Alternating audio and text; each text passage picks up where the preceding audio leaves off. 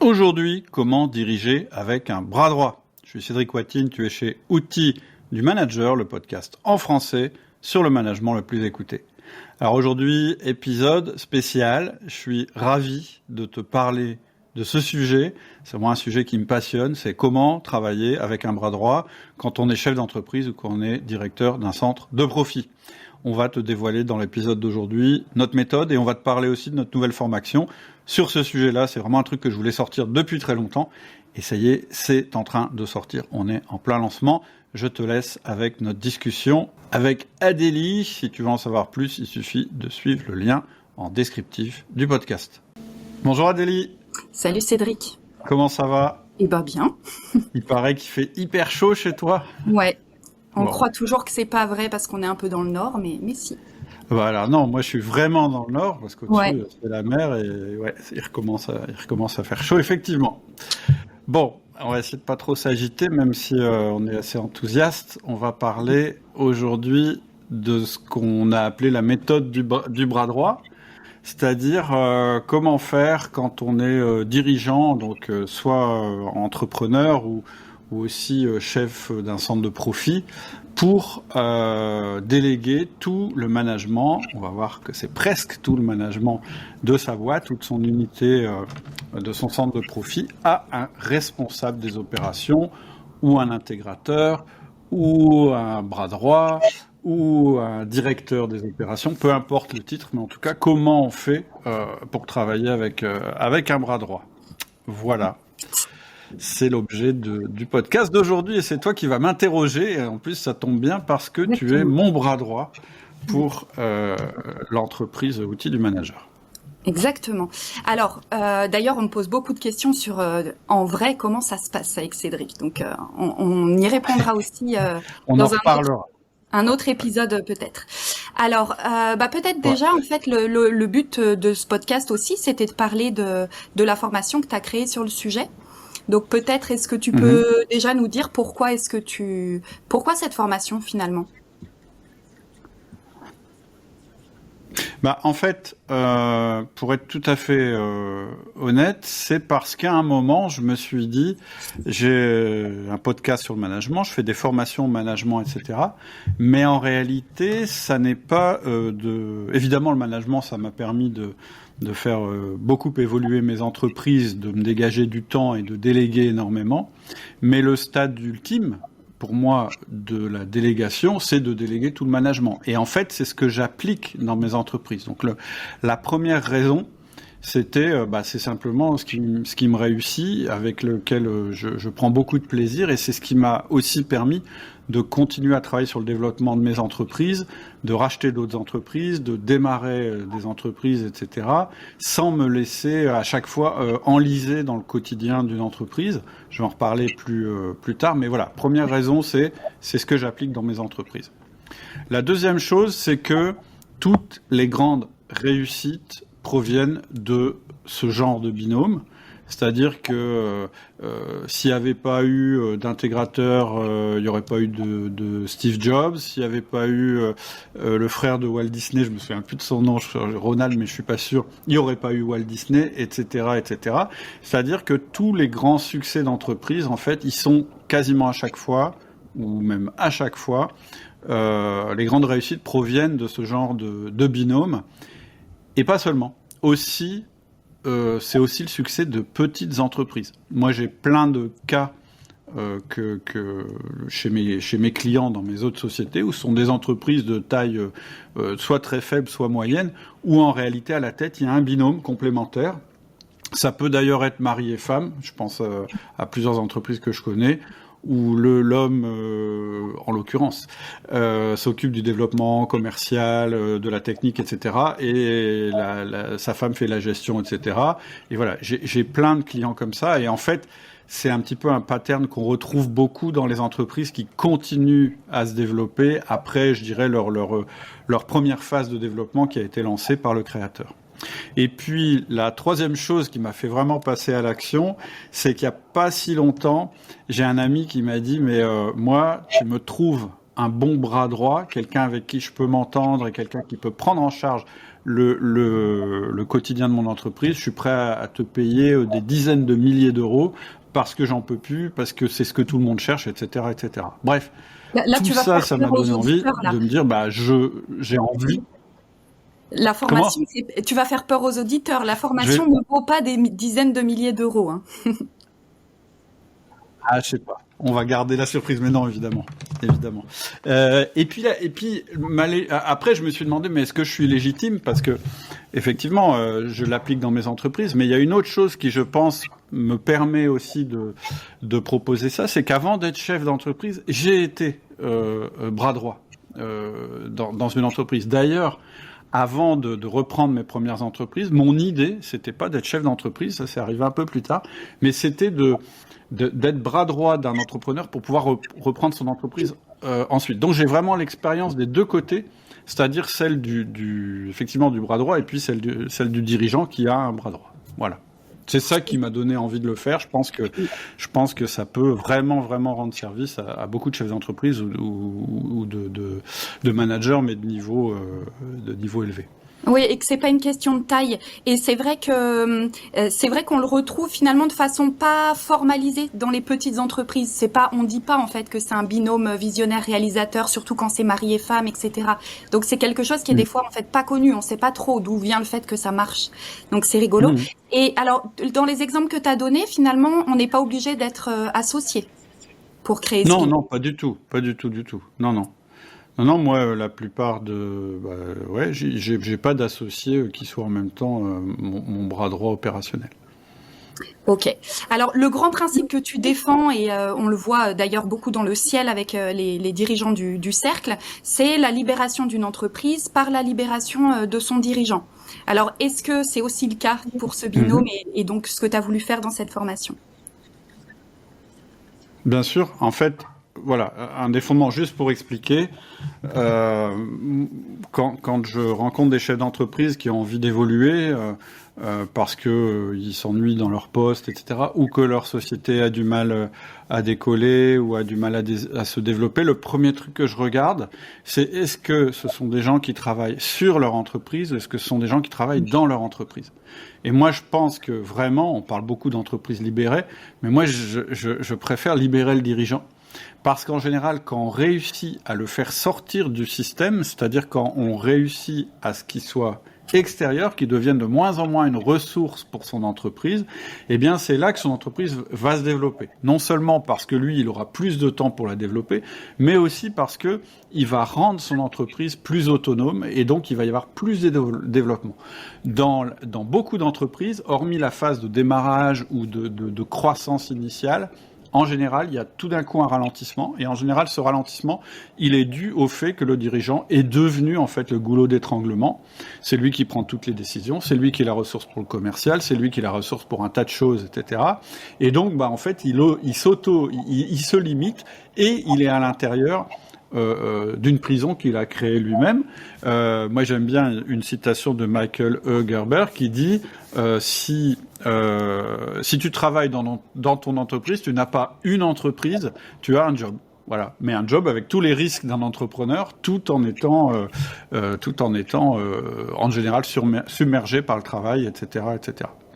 Donc moi, j'ai une croyance fondamentale et je l'ai expérimenté chez moi, chez d'autres, etc. C'est que quand on libère le dirigeant du quotidien, quand il se décharge d'un certain nombre de missions, etc., eh bien, en général, ça permet d'abord qu'il ait une vie plus équilibrée et ensuite que son entreprise se développe. Et donc, en général, ce que je propose, c'est le premier levier que je propose, c'est adopter un système de management. C'est pour ça que l'outil du manager, ça s'adresse à la fois à des managers, mais aussi à des chefs d'entreprise.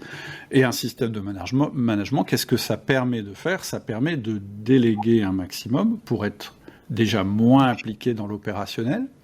Mais même une fois qu'on a fait ça, et c'est ça qu'on va développer aujourd'hui, il y a pas mal de chefs d'entreprise qui vont rencontrer un nouveau problème que j'ai rencontré, c'est que finalement, même si ça fonctionne, même s'ils réussissent à déléguer des choses, etc., c'est-à-dire de n'avoir en direct plus qu'une équipe réduite, ils ont encore de la difficulté la première raison pour laquelle ils ont encore de la difficulté, c'est qu'il y a un décalage entre leur zone de responsabilité, c'est-à-dire ils ont mis la case management, c'est-à-dire que eux ils sont à la direction, voilà, en haut, ils ont des personnes qui exécutent les choses, et si on met rien entre deux, ça fonctionne pas. C'est pour ça qu'en général, un chef d'entreprise, il a toujours du mal à s'extraire et à faire de la stratégie. Du coup, je lui dis, bah ouais, mais c'est parce que t'as pas le système de management.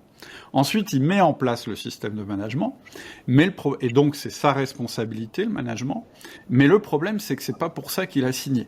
Et en général, au bout d'un moment, il finit par se dire, ouais, bon, ok, maintenant je suis un peu plus indépendant, mais je dois toujours faire du management quotidien, je dois toujours résoudre les problèmes des autres, etc.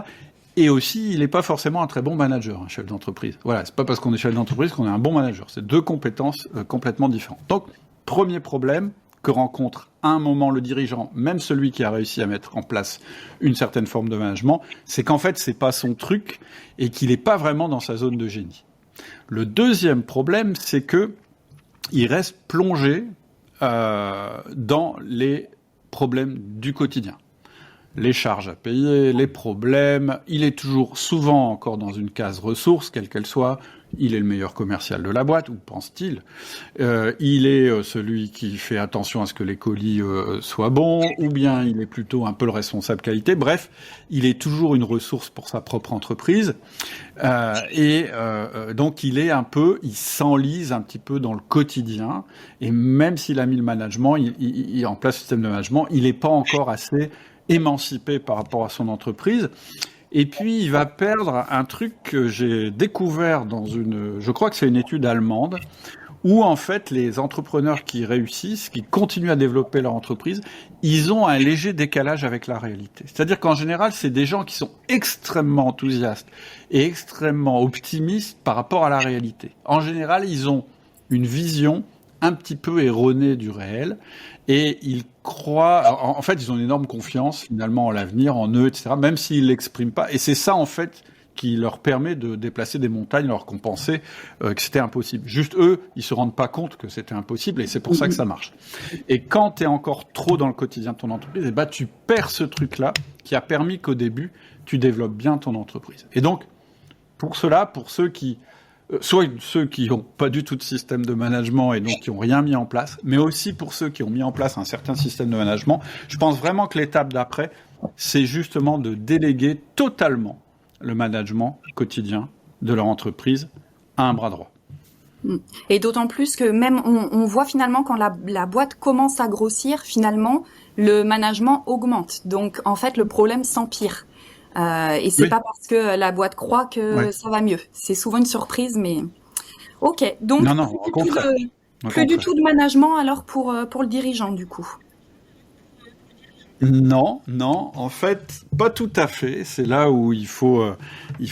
Alors c'est un des trucs vraiment importants dans le fonctionnement avec un bras droit. C'est effectivement tu vas déléguer énormément la partie, et tu vas déléguer même totalement la partie, ce que j'appelle quotidienne, ce qui n'est pas tout à fait le terme juste, mais en fait on va passer, quand on passe à une entreprise dirigée par un binôme, en fait il va y avoir deux formes de management.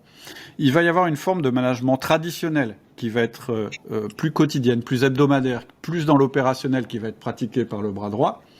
Mais ce qu'on va appeler le visionnaire, c'est-à-dire que le chef d'entreprise qui s'est sorti de sa condition de manager quotidien, il va quand même continuer à intervenir au niveau du management de sa boîte, mais pas du tout de la même manière. C'est-à-dire que d'un côté, on va avoir un management hiérarchique opérationnel, et de l'autre côté, on va avoir ce que j'appelle un management de vitalité. C'est-à-dire que le rôle du chef d'entreprise qui devient visionnaire, c'est quoi au niveau interne?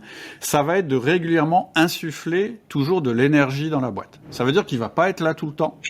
Par contre, il va être là au moment des grands changements, au moment où il faut parler de quelque chose d'important.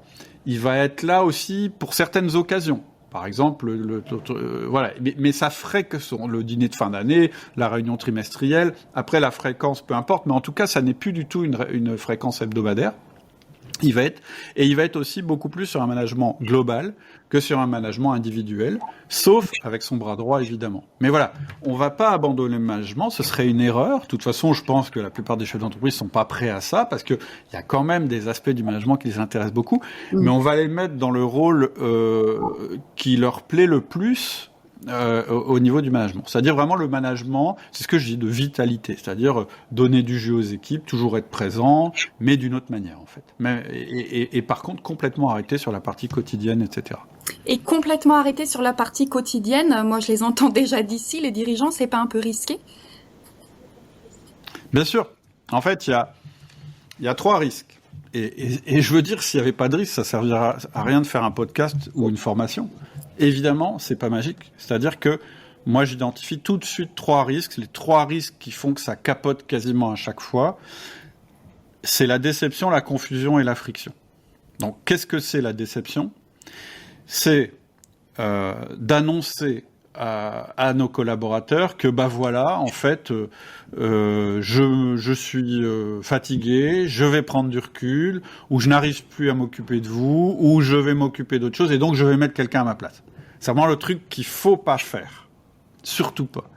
Ce qu'on va faire pour éviter ce système, ce rejet de la part de nos collaborateurs, et on va le faire d'une manière progressive, c'est que petit à petit, on va leur faire comprendre qu'on a du mal à continuer à manager au quotidien. C'est-à-dire qu'on a des manques vis-à-vis d'eux, on n'arrive pas à être assez présent, ça engendre de la frustration de part et d'autre, et donc il faut trouver une solution. Et cette solution, ça va être de mettre quelqu'un qui va être avec eux au quotidien, plus que nous, on en est capable, mais que vous ne les abandonnez pas, c'est-à-dire qu'ils vous verront toujours, régulièrement, vous restez à la tête de l'entreprise, etc., etc. Alors, il y a une manière de le faire, je résume beaucoup, mais le premier truc pour éviter cette déception, c'est donc d'avoir un discours où on dit mais je m'en vais pas du tout, je serai toujours là, et aussi la progressivité de la mise en place. C'est-à-dire qu'il va y avoir un plan d'implémentation et ça va être progressif. Vous n'allez pas tout lâcher tout d'un coup, disparaître et qu'on vous voit plus et qu'il y a un nouveau que personne connaît éventuellement qui prenne votre place. Là, c'est sûr, vous avez 80% de chances que ça marche pas, que vous reveniez en arrière et voilà. Premier truc, la déception, c'est ce qu'il faut éviter. Le deuxième truc, c'est la confusion. La confusion, c'est un tas de choses, mais entre autres, c'est de ne pas avoir bien délimité les prérogatives de chacun, ni leur manière de communiquer, et donc d'avoir vis-à-vis de vos collaborateurs le sentiment qu'ils ont deux chefs. C'est-à-dire, au lieu d'avoir, moi j'aime bien cette image-là, au lieu d'avoir une tête avec 2 hémisphères qui fonctionnent bien entre eux, c'est ce qu'on a nous en tant qu'être humain, se retrouver avec 2 têtes qui disent pas forcément la même chose, ou bien qui se ressemblent tellement qu'on se demande pourquoi il y a 2 têtes. Donc il y a toute cette partie-là vis-à-vis des collaborateurs qui doit être très claire, et tellement, on va en parler tout à l'heure, mais donc il va vraiment y avoir besoin de structurer et d'utiliser évidemment un système et un tas d'autres choses dont je vais parler tout à l'heure pour que ça n'arrive pas, qu'il n'y ait pas ce que j'appelle la confusion. Et puis le troisième risque, c'est la friction. La friction, c'est la mésentente entre vous, visionnaire, et votre réalisateur. C'est-à-dire, on va voir plus tard que vous allez avoir des tempéraments différents, et puis de toute façon, c'est sûr, on a tout le temps des tempéraments différents. Et comme vous allez être sur des zones qui sont assez proches en termes de responsabilité, etc., il faut trouver un moyen pour que vous soyez pas soit carrément en conflit, et donc obligé d'arrêter la relation, ou soit pas en conflit ouvert, mais avec des contradictions dans ce que vous dites aux collaborateurs. Parce que tout d'un coup, il y en a un, il se plante, il prend le rôle de l'autre, et il dit « mince, j'aurais pas dû dire ça », ou voilà. Soit, en fait, il peut arriver 2 choses graves, c'est que vous divergiez au niveau des visions, ou que vous confondiez vos zones de responsabilité. Donc voilà, les 3 risques, déception, confusion, friction. C'est vraiment, en général, ce qui fait qu'on se plante. Ok. Et alors, la question qui vient, je pense, pour tout le monde, c'est comment est-ce qu'on cherche un bras droit? Quels sont les obstacles qu'on a quand on cherche un bras droit? Alors, en fait, on est assez tenté de se dire, quand on est dirigeant, il suffit que je trouve le bon bras droit. Et c'est vrai. Déjà, c'est un bon début. Mais on va rencontrer 2 problèmes. Le premier problème, c'est ce que j'appelle le clonage. C'est-à-dire que on va croire que pour que ça marche, on va avoir envie de quelqu'un qui nous ressemble. Et puis ça fait moins peur. On va confondre « il faut que je m'entende bien avec lui » avec « il faut qu'il me ressemble ». Et même si intellectuellement, on se le dit, même si on se dit « bah non, c'est pas logique, moi je vais plutôt travailler sur la vision de l'entreprise, le développement, la culture de l'entreprise, et puis lui, il va plutôt être dans l'exécution, dans le suivi quotidien, etc., etc. » Même si on se le dit intellectuellement, parce qu'évidemment, il suffit que je vous le dise et vous ne ferez pas l'erreur, eh ben non. Moi, mon observation, j'ai eu un cas récemment, c'est que même quand on se dit « bon, je vais recruter un bras droit », on se plante dans même la formulation de l'annonce qu'on va mettre pour trouver la personne. Exemple, vous allez mettre dans votre annonce des arguments qui vous parlent à vous, alors que vous avez un tempérament de visionnaire, et du coup, vous n'allez pas attirer la bonne personne. C'est-à-dire que si vous avez mis des arguments qui vous excitent vous allez avoir des gens qui vont répondre à l'annonce qui vont vous ressembler, donc vous allez avoir une très bonne relation avec eux pendant l'entretien, etc. Mais une fois aux commandes, vous allez vous rendre compte, vous allez vous dire, ok, en fait, ce qui est important, c'est pas qu'on se ressemble, c'est qu'on ait les mêmes valeurs, ce qui n'est pas la même chose. C'est pas qu'on ait les mêmes objectifs personnels de vie ou le même genre de vie, c'est qu'on se rejoigne sur le fonctionnement et sur les valeurs, ce qui n'est pas du tout la même chose. Donc, premier risque, premier gros obstacle, le clonage. Ça, en général, on arrive en travaillant, etc., à éviter ce truc-là. Mais en général, il y a un deuxième problème qui se pose, c'est qu'en fait, un bon bras droit, c'est ultra rare sur le marché.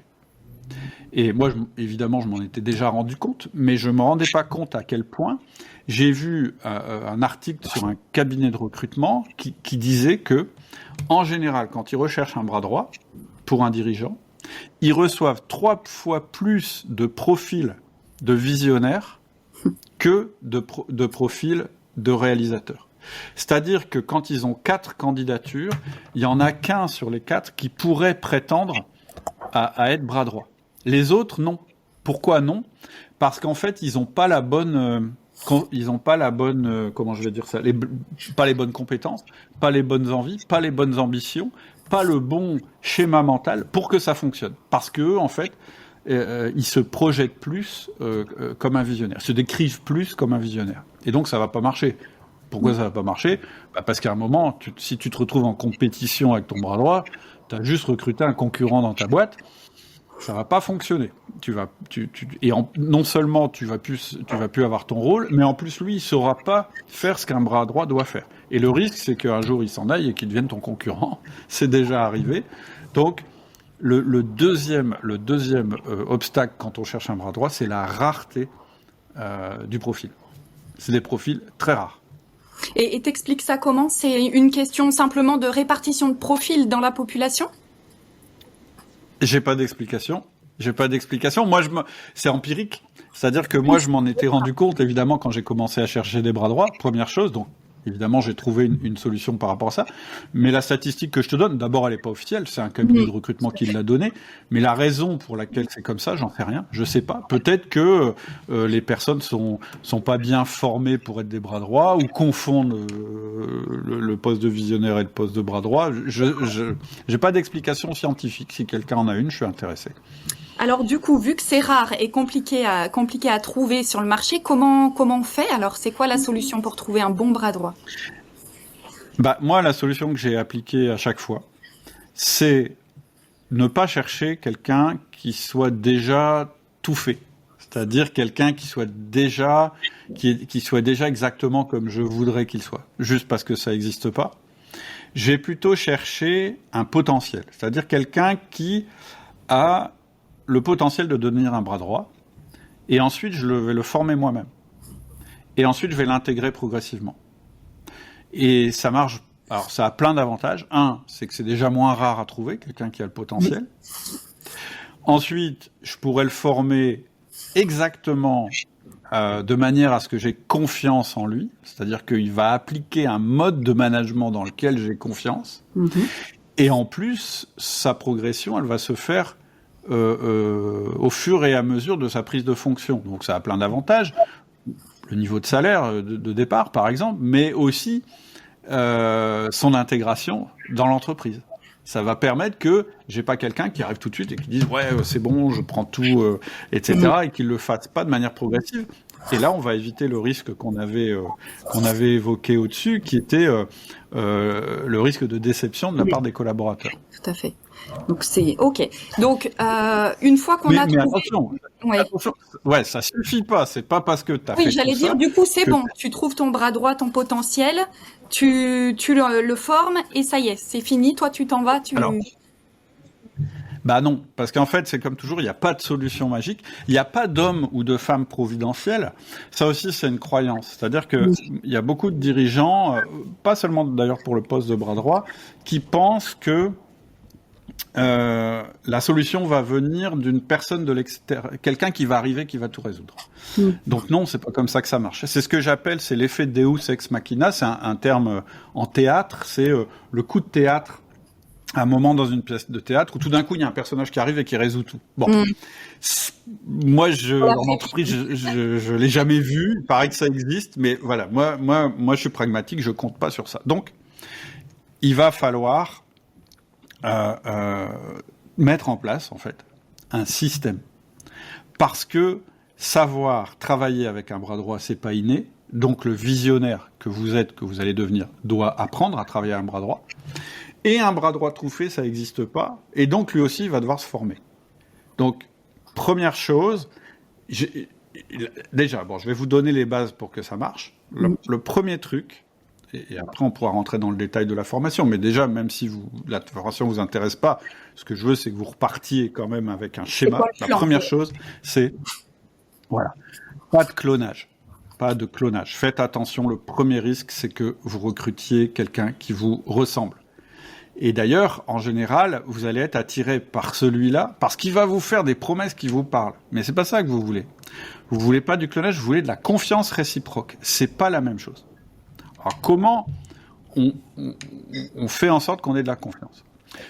On fait en sorte qu'on ait de la confiance parce que la personne qu'on va recruter va utiliser un mode de management pour le quotidien qui nous parle. Donc moi, qu'est-ce que je fais ? Je connais l'outil du manager, ça me plaît, je suis d'accord avec ce que je dis, heureusement. Et donc, quand je recrute un bras droit, ce que je vais faire, c'est soit je vais prendre quelqu'un qui est formé aux outils du manager, ou en tout cas quelqu'un qui a un système de management qui est compatible, ou bien je vais le former. Donc pas de confiance, pas de clonage, la confiance réciproque, et cette confiance, elle va venir non seulement des valeurs que vous allez partager, mais surtout aussi de la croyance dans le même système de management. Premier point. Deuxième chose, il faut que vous formiez. C'est-à-dire que vous, en tant que visionnaire, si vous croyez que l'homme providentiel ou la femme providentielle va tout résoudre dans votre entreprise, vous vous trompez. Parce que savoir ce qu'on peut demander à un réalisateur, ça s'apprend. Et travailler avec un réalisateur, ça s'apprend. Il faut que vous sachiez quels sont vos rôles. Ça, en général, on le sait. Mais surtout, il faut que vous sachiez quels ne sont pas vos rôles, c'est-à-dire les trucs que vous devez plus faire, et aussi quel est le rôle exact de votre réalisateur, parce que sinon vous risquez de lui demander des choses qui sont en dehors de sa zone de compétence, et donc vous allez l'emmener à l'échec, involontairement. Et d'ailleurs, ça arrive pas tout de suite, ça. Quand on tombe sur un bon réalisateur, ce qui est assez rare, je le dis, on se dit, ouais, c'est super, il réussit ça, et donc on lui confie de plus en plus de choses, et à un moment, on saute la barrière, et on lui confie un truc où, en fait, il va se planter, il va toucher sa limite, parce qu'en fait, c'est un réalisateur et c'est pas un visionnaire. Donc, vraiment, ça s'apprend. Donc, faut que vous sachiez comment on fonctionne avec un réalisateur. Donc, bien sûr, vous allez former le réalisateur, mais vous devez être formé à travailler avec lui. Et c'est là que tout va se jouer. Donc, comment vous le trouvez ? Comment vous allez le former ? Comment vous allez vous former ? Et puis ensuite, vient le système. Alors, c'est quoi le système ? Pour moi, le système, il a 3 composantes qui sont extrêmement importantes, que vous pouvez créer, ou que vous pouvez trouver dans notre formation. Le premier truc qui est incontournable, c'est qu'il faut que vous ayez un outil de vision commune. Et je parle pas juste de blablabla, oui, la vision d'entreprise c'est ça, il faut qu'on fasse ça, etc. Pas une discussion, un outil commun où on va retrouver à la fois la vision de l'entreprise, les objectifs, les projets qui sont en cours, la culture de l'entreprise, c'est-à-dire comment on veut que les gens travaillent dans l'entreprise, l'organigramme, l'organisation, les processus, etc., etc. C'est-à-dire que c'est pas un document ultra détaillé, mais il contient quand même tous les grands domaines de l'entreprise. Et même si c'est pas toi, en tant que visionnaire, qui va bâtir cet outil parce que c'est pas trop ton truc, c'est ton réalisateur qui va bâtir cet outil à partir de ce que tu vas lui dire de la vision. Et c'est cet outil qui va vous permettre, dans un premier temps, de vous mettre d'accord et ensuite de rester sur la même vision, de la faire évoluer à deux éventuellement, mais et donc l'outil que nous on va utiliser, c'est un outil qu'on connaît depuis longtemps chez Outils du Manager, c'est l'outil Business de Poche, qui est un simple fichier Excel, mais qui est un simple fichier Excel avec plein de trucs intelligents à l'intérieur, j'espère, pour justement avoir tous les domaines de l'entreprise et être d'accord sur ces domaines. Donc, premier truc, avoir un outil de vision commune, un truc pas compliqué, accessible, qu'on peut mettre à jour en temps réel, rapidement, qu'on peut éventuellement partager avec l'équipe. Donc, premier fondement du système, le truc central, c'est cet outil de vision commune. Et ensuite, autour de cet outil, on va mettre deux choses. Évidemment, on va mettre un système de management, mais ça, j'en ai déjà parlé, c'est ce qui va être utilisé par le réalisateur. On va mettre des rituels de synchronisation, c'est-à-dire que toi et ton réalisateur, vous allez avoir des réunions régulières, hebdomadaires, mensuelles et trimestrielles, où vous allez en permanence vous resynchroniser. Pourquoi on fait ça ? Parce que même si on a un outil de vision commune qui nous permet d'être en phase, on a quand même besoin régulièrement de se réajuster, de rediscuter et d'échanger pour être sûr de ne pas se désynchroniser et aussi d'avoir un discours identique et commun vis-à-vis de nos collaborateurs. Moi, je dis souvent, papa et maman ont raison, sont d'accord, même quand ils ne sont pas d'accord. C'est-à-dire que devant les collaborateurs, on est toujours d'accord. Après, on a des discussions construites avec une méthode pour justement traiter les cas où en fait on n'est pas vraiment d'accord. D'où l'importance des rituels. Voilà, d'où l'importance des rituels. Mais ça suffit pas. Ça suffit pas de se dire bah tiens on va se voir une fois par semaine puis ça va aller. Ce qu'il faut qu'on ait, la dernière chose qu'il faut qu'on ait entre nous, visionnaires, réalisateurs, c'est une charte de communication. Et c'est un truc tout simple, hein, mais on a des lois qui donnent vraiment le rôle de chacun et qui régissent surtout comment on fonctionne ensemble. Mm-hmm. Par exemple, dans quel cas, qui est-ce qui tranche ? Mm-hmm. Alors, il y en a une qui est très... il y a une des règles, je viens de la citer d'ailleurs, c'est même quand papa et maman ne sont pas d'accord, ils sont d'accord. C'est-à-dire que, voilà, c'est une des règles. Après, il y en a plein. Il y en a une qui est extrêmement contre-intuitive au niveau du pouvoir et qui montre qu'en fait, la relation entre le visionnaire et le réalisateur, certes, elle est hiérarchique, mais ça ne veut pas dire que le visionnaire peut imposer n'importe quoi à son réalisateur. Il y a quand même c'est vraiment une relation particulière. Elle est hiérarchique. C'est un partage de pouvoir, en fait. Hein. Comme il y a un partage de management, il y a un partage de pouvoir. Sinon, ça marche pas. Ça marche pas. Sinon, tu tombes dans les biais dont je parlais tout à l'heure. Un des biais typiques, c'est parce qu'en fait, ce qui va se passer quand tu vas commencer à prendre ton rôle de visionnaire, tu vas avoir beaucoup de temps qui va se libérer en tant que visionnaire. Et du coup, quand en même temps, on a du temps qui se libère, c'est-à-dire je récupère 90% de mon temps. Donc voilà, pendant 90%, je n'ai plus de mission dans l'entreprise quotidienne, c'est énorme. Faut être prêt d'ailleurs. Bon, au début, c'est très agréable. Comment ? Faut être prêt du coup à ça. Hein. Voilà, faut être prêt à ça. Bon, en général, ça se passe bien. Ce qui se passe moins bien, c'est ce que je vais dire après. Ouais. C'est que du coup, on se met à gamberger. Et puis, on a plein d'idées. Et puis, on se dit, ouais, on pourrait faire ça, et puis on pourrait faire ça, on pourrait faire ça. Et comme en même temps, on a un petit peu perdu le contact avec le quotidien et donc qu'on est devenu moins réaliste, on va dire à notre réalisateur, ouais, ben, on va faire ça, faut que tu fasses ça, faut que tu fasses ça, faut que tu fasses ça. Et là, on a vraiment besoin d'une charte de communication qui va permettre au réalisateur de dire, stop, impossible. Parce que ça va pas passer. Et c'est important que tu aies cette limite. Et c'est pour ça qu'en fait, quand tu es visionnaire, t'as pas tout pouvoir. T'as plus tout pouvoir. T'as beaucoup de temps. T'as plein de domaines qui vont t'intéresser encore plus qu'avant. Tu vas être beaucoup dans ta zone de génie, mais tu vas avoir quelqu'un qui va servir de garde-fou. Et c'est ça qui fait la beauté du truc. C'est que finalement, chacun a des domaines, on se rend compte sur la vision, mais en réalité, ton bras droit a beaucoup de pouvoir. Jamais un pouvoir qui vient en concurrence, mais un pouvoir qui va te limiter, qui va t'empêcher en fait d'aller vers des excès. Et alors, en tant que dirigeant, tu te sens quand même toujours dans ton entreprise, même si tu n'as plus tous les pouvoirs et que justement ton bras droit a beaucoup de pouvoir. Est-ce que tu te sens quand même dans ton entreprise? Ça peut faire peur, ça, je pense, bon. ce partage. En fait, tu fais une espèce d'échange. C'est-à-dire qu'effectivement, tu vas être moins dans ton entreprise, tu seras moins au courant des détails, mais du coup, tu vas être moins embêté par les détails.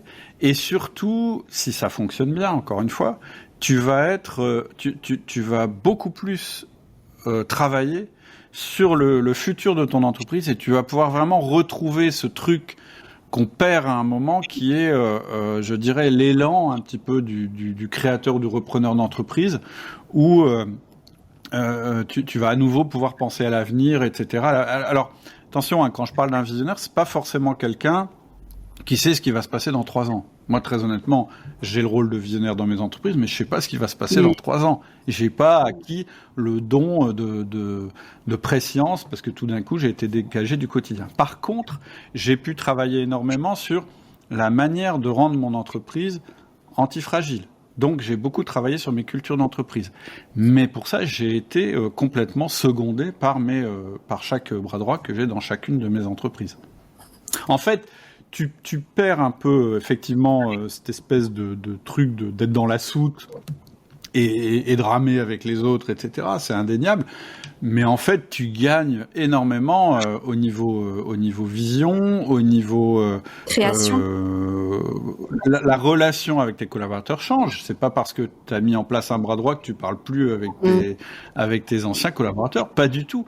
Tu continues à leur parler, mais d'une autre manière, qui moi, je trouve, me correspond davantage. Parfait. Alors, peut-être tu peux nous résumer ce qu'il y a dans la formation maintenant. Alors, en fait, la formation, hein, puisqu'on fait que des formations qui sont faites pour passer à l'action, en fait, en réalité, on vous propose 2 formations, évidemment. C'est-à-dire qu'il y a une partie qui est réservée à vous, en tant que dirigeant ou personne qui aspirait à vouloir devenir un visionnaire. Et puis, il y a une partie qui va s'adresser à votre réalisateur, que vous l'ayez déjà recruté ou que vous ne l'ayez pas encore recruté. D'ailleurs, je précise que parfois, je dirais même assez fréquemment, en fait, votre réalisateur est déjà dans votre boîte, juste vous le savez pas. Hein. Et ça évite un recrutement. Mais peu importe. Donc, il y a vraiment 2 parties. Une partie visionnaire et une partie réalisateur. La partie visionnaire, qu'est-ce qu'on va trouver? On va trouver toute la méthode pour trouver justement notre réalisateur, pour le tester. C'est-à-dire que, à la fois, on va vous orienter sur le type de profils qui sont en général des potentiels intéressants pour devenir réalisateur, et donc c'est comme ça que vous pouvez chercher dans votre propre entreprise ou sur le marché quelqu'un qui corresponde au profil. Et ensuite, on va vous donner les tests qu'il faut faire pour être sûr de ne pas se tromper, pour être sûr que cette personne, en fait, elle a vraiment ce potentiel et qu'elle pourra y aller. On proposera d'ailleurs, pour ceux qui sont intéressés, un accès à la communauté des managers, parce qu'on est quand même bien placé, si jamais vous cherchez un bras droit, pour relayer votre demande auprès de la communauté des managers. On a quand même quelques personnes qui nous suivent, et donc si vous faites partie du ciel, eh bien vous aurez accès à la communauté des managers, ceux en tout cas qui sont intéressés à être contactés pour devenir bras droit d'un dirigeant qui appliquent les méthodes d'outils du manager. Voilà. Donc, première chose, comment trouver, tester votre réalisateur. Deuxième chose, évidemment, vous allez avoir la méthode complète, ce dont je parlais tout à l'heure, l'outil de vision commune, les rituels et la charte. En tant que visionnaire, vous avez deux moyens de regarder cette méthode. Une méthode rapide et résumée et la méthode complète. Pourquoi j'ai mis une méthode rapide et résumée ? Parce que, étant visionnaire, je sais que moi, j'aurais peut-être pas eu la patience de regarder toute la méthode et tous les détails de la méthode. Et donc, c'est pour ça qu'on a mis un résumé qui est plus court, mais vous avez les deux. Vous pouvez avoir accès soit à la vision générale et vous laisserez à votre réalisateur le soin de régler les détails ou de vous en informer, ou soit vous pouvez aussi suivre la méthode complète. Donc, avec la vision commune, les rituels et la charte. Et puis, dernière chose que vous allez avoir en tant que visionnaire, c'est la méthode d'intégration, c'est-à-dire comment vous allez phaser les choses et dans quel ordre vous allez faire les choses pour progressivement vous détacher du quotidien au fur et à mesure que votre réalisateur, lui, rentre dans le quotidien. C'est-à-dire prend des rôles que vous aviez ou que vous étiez censé avoir et du coup, il va les faire mieux que vous ne les faisiez à l'époque puisque lui, il est formé pour ça. Donc ça, c'est la partie visionnaire. Et puis, vous aurez aussi la partie réalisateur. Il suffit que vous nous donniez le mail de la personne que vous allez former, maintenant ou plus tard, peu importe. Et lui, il va avoir, comment manager au quotidien. Donc, on va lui donner vraiment toutes les bases pour mettre en place un système de management quotidien. Et donc, il s'agit de la méthode outil du manager en résumé. C'est-à-dire, c'est quoi les rituels pour gérer, comment évaluer les gens, etc. Vous allez comment mettre en place des objectifs, faire en sorte qu'ils soient réalisés, etc. de manière assez résumée. Ensuite, vous allez avoir, le réalisateur va avoir le mode d'emploi de l'outil de vision commune dont je parlais tout à l'heure, qui est le business de poche. Ensuite, il va avoir comment gérer les rituels et la charte.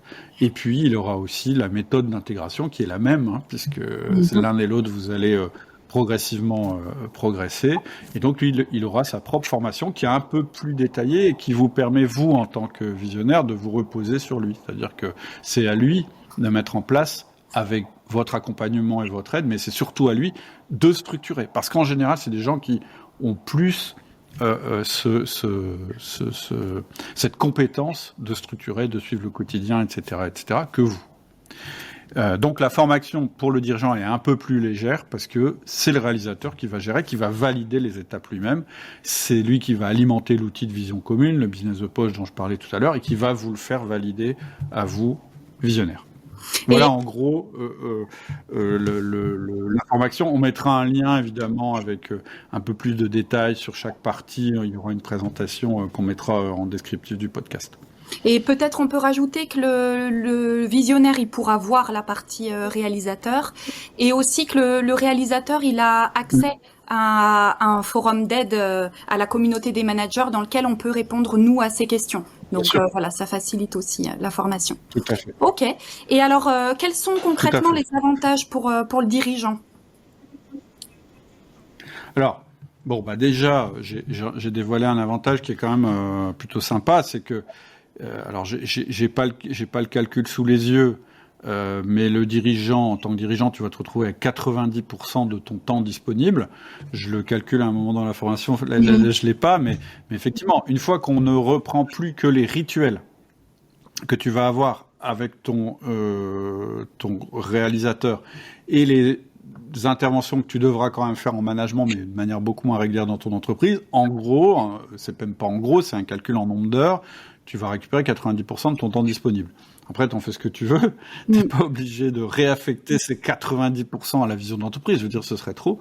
Ça permet de regarder, peut-être de racheter d'autres business, de faire d'autres choses, d'enrichir justement ton rôle de visionnaire, etc. Mais en tout cas, voilà, le premier bénéfice qui est progressif, mais qui vient assez vite, c'est que tu récupères beaucoup de temps. En tout cas, moi, c'est mon expérience à chaque fois. Et puis tu gardes, comme ça, tu peux garder aussi la partie de contribution qui te plaît le plus aussi, et dans laquelle tu es bien. Bien sûr.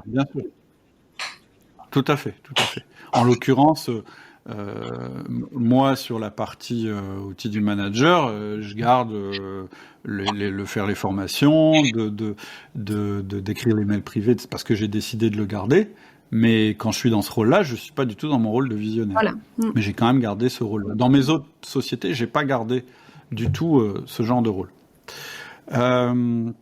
Ensuite, l'autre avantage, enfin le truc vraiment qu'on ressent et qui est super agréable quand ça commence à revenir, c'est de ne plus faire ce qui nous intéresse vraiment. C'est-à-dire, on retrouve vraiment l'élan initial qu'on a eu au début, soit quand on a repris cette entreprise ou qu'on a pris ce poste-là, ou quand on a créé notre entreprise. C'est-à-dire que ça redonne, en fait, ça te libère du quotidien et donc ça te redonne un petit peu l'espèce de libido au sens énergie du dirigeant d'entreprise, du visionnaire. Je répète, visionnaire, faut vous enlever de la tête les grands visionnaires, genre Steve Jobs, etc. Oui. Un visionnaire, en fait, c'est quelqu'un qui... En fait, ce qui fait que tu es visionnaire, c'est que tu prends le rôle de visionnaire et surtout que tu as un bras droit qui te permet d'être visionnaire. C'est ça. Et ça va se faire tout seul. Après, la vision, elle va venir toute seule. Et elle te sera très personnelle et proche. Je répète, moi, j'ai pas d'idée révolutionnaire pour toutes mes boîtes. C'est pas ça, un visionnaire. Un visionnaire, c'est quelqu'un qui a en tête que sa boîte doit être demain. C'est tout. Donc, moi, ça touche autant les développements sur les marchés que la culture dans l'entreprise et la manière dont on doit travailler dans mes entreprises. Faut être à l'aise par rapport à cette vision, cette idée de visionnaire. Le troisième avantage, c'est que là, on a vraiment en place... Alors, ça, c'est un concept que j'avais développé dans les podcasts, les formations sur l'entrepreneur libéré. C'est ce qui marche vraiment bien dans une boîte, mais à tous les niveaux, c'est d'avoir des gens qui travaillent sur la rétention, c'est-à-dire, je garde les clients, j'optimise l'existant, je travaille sur la satisfaction client, etc. Moi, c'est ce que j'appelle la rétention, ce que j'appelle la bassine, c'est-à-dire c'est tous les savoir-faire de l'entreprise, etc. Mais ça suffit pas dans une entreprise. Si tu as que ça dans une entreprise, finalement, tu as une érosion naturelle qui va se faire. Évidemment, il y aura de la rétention, mais on va plus remplir la bassine. Et donc, moi, j'aime bien dans les entreprises et dans les binômes que je mets en place dans mes entreprises, entre un commercial et une assistante, un développeur, un technicien ou quelqu'un qui fait du SAV et quelqu'un qui fait de la R&D, c'est d'avoir à la fois la rétention et à la fois le développement. Et que l'un nourrisse l'autre. C'est-à-dire que la personne qui est chargée du développement va s'appuyer sur tous les savoir-faire de l'entreprise et les savoir-faire de l'entreprise vont bénéficier de l'apport du développeur qui va trouver de nouveaux clients, de nouveaux marchés, etc. Et en fait, quand on fait ça, au niveau de la direction de l'entreprise, quelle que soit sa taille, finalement, on a ce système-là qui se met en place. Ensuite, un autre avantage pour le dirigeant, vraiment, alors qui est peut-être inattendu, c'est que vous allez avoir quelqu'un qui va être capable qui aura plus de limites que vous et donc qui va être capable de vous canaliser, de vous réfréner et donc d'éviter que vous brûliez vos équipes. Moi, j'ai eu beaucoup de boîtes qui ont eu beaucoup de difficultés parce que il y avait un visionnaire complètement fou qui faisait développement tout le temps, qui était toujours sur le truc nouveau, etc. Et ça, d'une part, ça détruit la rétention dans l'entreprise en général. Donc, c'est une entreprise qui capitalise jamais. Mais ça crame aussi les équipes. Et donc, le fait d'être à deux comme ça permet justement qu'il y ait un tampon entre ton enthousiasme, ta volonté que ça change tout le temps et le quotidien de tes équipes. Et puis, évidemment, le dernier avantage, c'est que l'entreprise se redéveloppe en étant rentable. C'est-à-dire que ça redonne de l'élan à l'entreprise, il y a de nouveaux développements, il y a de nouvelles perspectives, etc. Mais il y a aussi quelqu'un qui veille à ce que tout ça se fasse de manière construite et qu'on conserve de la rentabilité. Donc, en général, ce que j'observe quand le binôme commence à vraiment bien fonctionner, c'est qu'une entreprise qui était au départ un peu enlisée, c'est-à-dire qu'il y avait eu un bon démarrage, puis finalement ça s'était un petit peu arrêté en cours de route, compliqué, etc., ça redémarre en général. Donc voilà, c'est les avantages que... Et donc là, tu parles des avantages pour le dirigeant, mais on entend finalement en filigrane que ça fait des avantages en fait au final pour tes collaborateurs. Et ça, pourtant, c'est quand Bien même sûr. une peur, je pense, du dirigeant de partager le pouvoir et de se dire, en fait, je suis moins là, c'est moins bien pour les collaborateurs. En fait, non. Ouais. Non, non, non.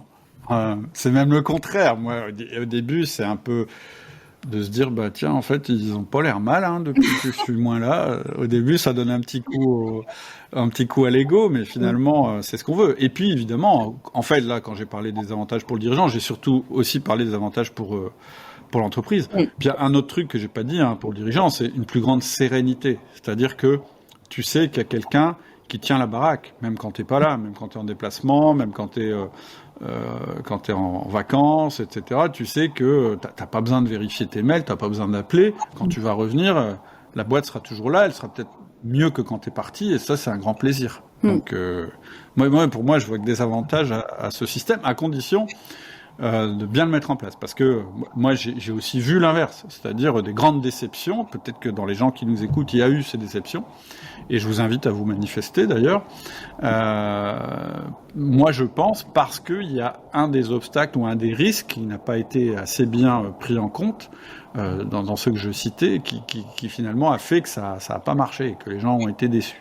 Oui, et puis on voit que le système Voilà. que tu proposes, il se met pas au hasard. Donc effectivement, si tout n'est pas bien en place dans Non, le système, ça marche pas forcément. Ok. Alors peut-être qu'on peut aussi c'est inviter clair. tous ceux qui écoutent effectivement à poser toutes les questions qu'ils ont, parce que je pense que ça soulève quand même beaucoup de questions, à nous les poser dans les mails privés, et puis on fait un prochain podcast où on répond à toutes ces questions-là. Ça marche. Il y en a une, je suis sûr qu'on va avoir, c'est oui, mais j'ai pas l'âme d'un visionnaire, comment je vais faire? On va certainement avoir aussi, oui, mais moi, à partir de combien de personnes je peux mettre en place un bras droit? Enfin, vous voyez, si vous avez ce genre de questions, ou si vous voulez partager des Oui, expériences que c'est vous ça. avez eues qui sont bien ou mal passées, ça nous intéresse. Donc la manière de le faire, hein, c'est via les mails privés. Il y a un lien en descriptif du podcast pour que vous puissiez poser vos questions. Et voilà, on s'engage à y répondre dans le prochain épisode du podcast, ou si jamais ça arrive après, directement dans les mails privés. Exactement. Et bah parfait. Alors Merci beaucoup Adélie. merci à toi. À bientôt. À bientôt.